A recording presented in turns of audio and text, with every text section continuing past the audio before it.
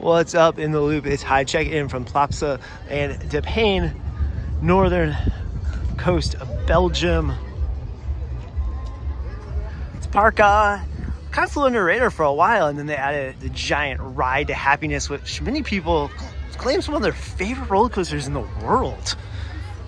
There's also a White Lightning clone. If you're a Fun Spot fan like I am, you love White Lightning. So a couple interesting rides here. Mostly a family park besides those two big rides, but it's almost opening time. Feels high energy. They got music pumping. Some kind of studio festival going on. Let's head inside. Walk in and we got like Tokyo Disney vibes here. This little bit of like glass awning, but really nice theme. And the park hasn't officially opened yet. It opens like 5 minutes, but there's like this like rave going. I mean, I'm a little tired, I'm a little jet lagged, but I'm pumped. I'm ready to party here at this park. I don't know, maybe YouTube will make us cut this out for copyright reasons, but there's like a full-on party going on over here. First thoughts though, real nice theming. This is some like real well done work here. Oh, looks like the pre-party is maybe ending.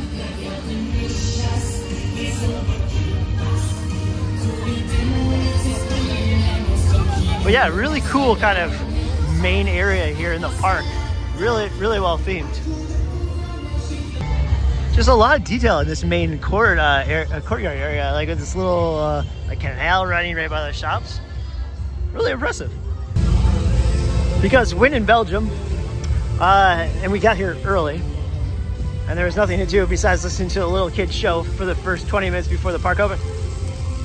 We got fresh Belgian waffles on our way to ride coasters. I promise the video will now show coasters.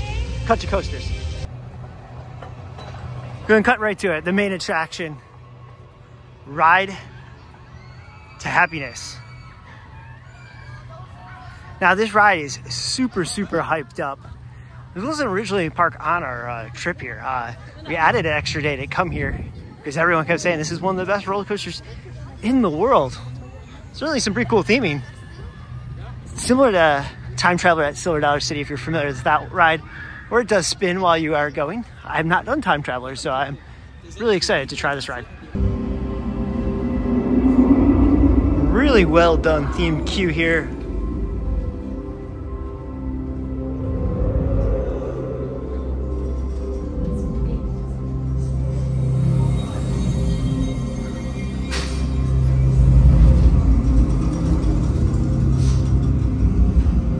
Even like grates on the floor and everything.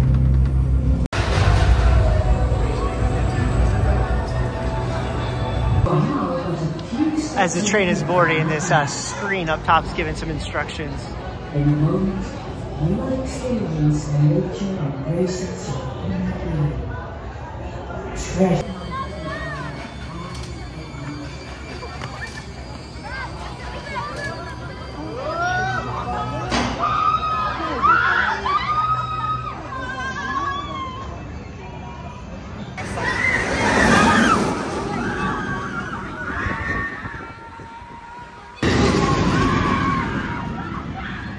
So I really wanted to like Ride to Happiness, and it's an awesome ride. There's a lot of people I know that have it as one of their top roller coasters, and I can certainly see why. Very cool layout, very interesting elements. It's not for me. Too much spinning in my mind, and it disoriented me just a little too much.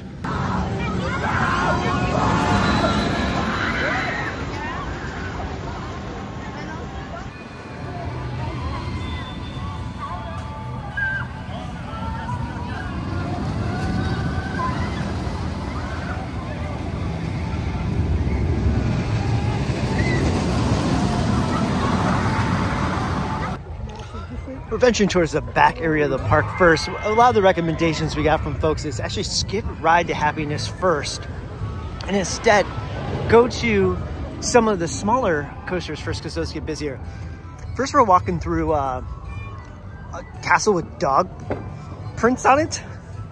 Probably some kind of cartoon that I'm not aware of, but like castles, I like dogs, so theming gets a thumbs up from me.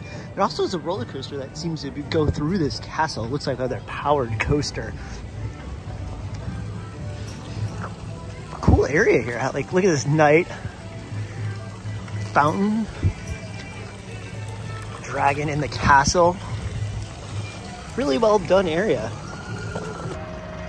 First up is this wooden GCI. You can't tell it from this, that view right there, or this awesome looking Pizza Hut theming. They have a Pizza Hut theming here. Oh, wow. This is essentially a clone of White Lightning, one of the great mini roller coasters in Central Florida. But White Lightning doesn't have this German beer garden theme to it. So it might be a clone with ride buys, but it also is a full wooden coaster, and White Lightning obviously has the metal supports. But let's check it out. Heidi the ride is the name, and this is the incredibly themed station. The queue is a lot different than White Lightning's too. Very well themed.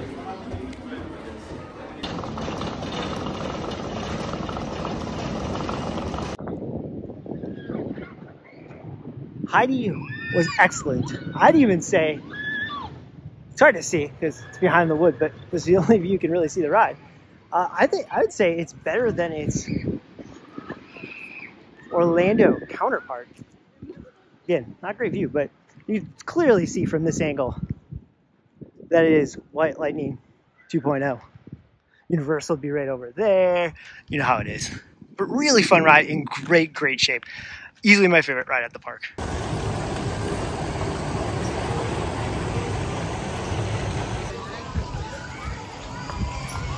Entering the castle for the Dragon powered coaster.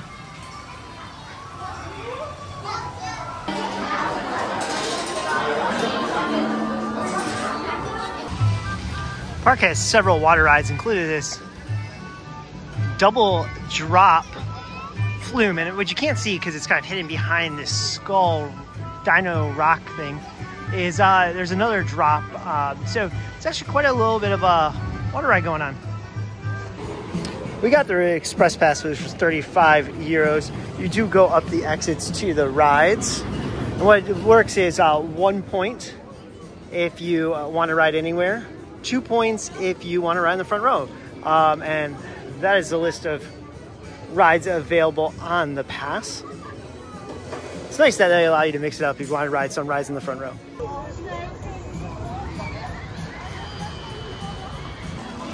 Park has Maya Land, which is an indoor area.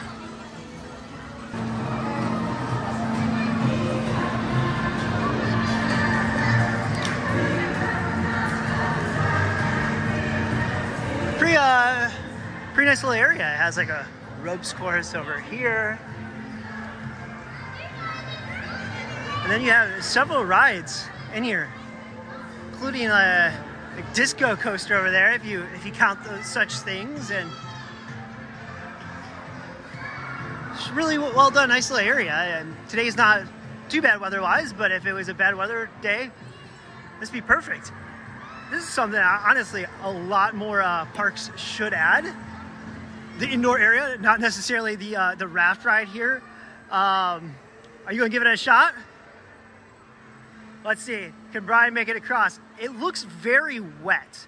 That is my worry, is the entire bottom of the raft is wet. So at some point, does it like just go in the water? Well, this is cool. This is in the middle of an indoor building and you have water. He made it across. Large ball pit area coming out of this crazy twisted slide. They have one of those giant fair slides indoors. This is probably the nicest fair slide ever. The theming indoors. The Like Me coaster is your standard kind of kiddie coaster themed to a high school. This building is supposed to be a high school. There's even a cardboard cutout of the principal on the operator panel kind of like scolding you as you leave the station. As I mentioned at the top of the video, this is a very family forward theme park. And a lot of it is based on Belgian or European TV shows characters, which is always kind of fun when you travel international. You know, you're just so used to the characters that like Looney Tunes or Peanuts that you see at pretty much every park in the United States, but they have their own version of those overseas that I've never heard of. But they make for some pretty cool theming. This castle's really cool. The park does a really good job with theming. It's very kind of quaint. Feels very like whimsical, roller coaster tycoon-esque. Like the highly themed tea party next to the castle here, and then just, you know, walking around very well landscaped. Now that building straight ahead looks like the Haunted Mansion. Turns out the Haunted Mansion as building is actually the station for the Gerstlauer Eurofighter type ride. Pretty cool station. That's actually the entrance right here.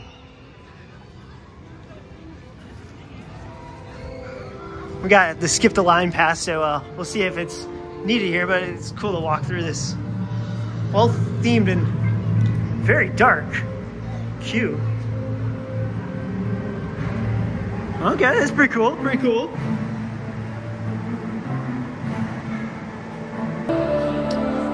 We ended up bailing on the queue because it was quite long once we got through the themed area and did the skip the line. To note, skip the line does take you up the exit, which is great, but it also means you skip some of the cool theming. Gerstlauer is pretty hard to film. It had over-the-shoulder restraints, and not my favorite, but it had a really cool layout. It starts with a launch into this top hat-like element. Here it comes. Some pretty great airtime, and then a really twisted layout kind of behind the trees. Next area is the pirate-themed area. Now this is kind of cool. The restaurant has sand and kind of like areas to chill. You can grab a beer. This is the bar area. Chill. It's a cool bar setup. That gets a big thumbs up from me here in the pirate area. Here's the park's other water ride. I like how it goes under one bridge, under another bridge, before a giant splash underneath. Ride to happiness. As is pretty common in European parks, they have playground style equipment. And this one has a pretty cool feature you'll see in a second. There's these cool rope bridges, very wobbly, that go right over, maybe hard to see, the water ride. Happy!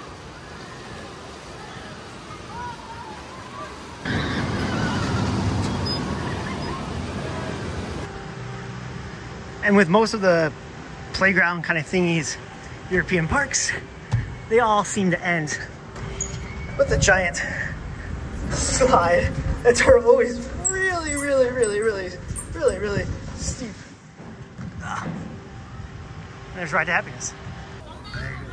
Kids themed area. That's kind of throughout the Ride to Happiness area. You can see Ride to Happiness kind of circles the whole area. The Plop restaurant. Themed a giant mushroom.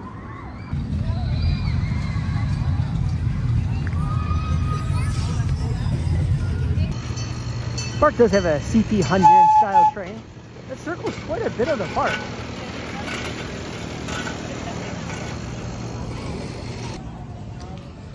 Pasta box. It's a fun way to bring pasta into the theme parks. You don't usually see pasta parks too much. Another kind of kid themed area. It's a trend here. Got this like riding tractor. It's like Moose on Loose, but tractor on a trail. Inside joke if you've been watching our videos for a while. If you haven't and you want to know the joke, go watch Darien Lake videos. And next to the tractor, there's a little petting, or feed the goats, maybe not pet. I don't know, you can walk through.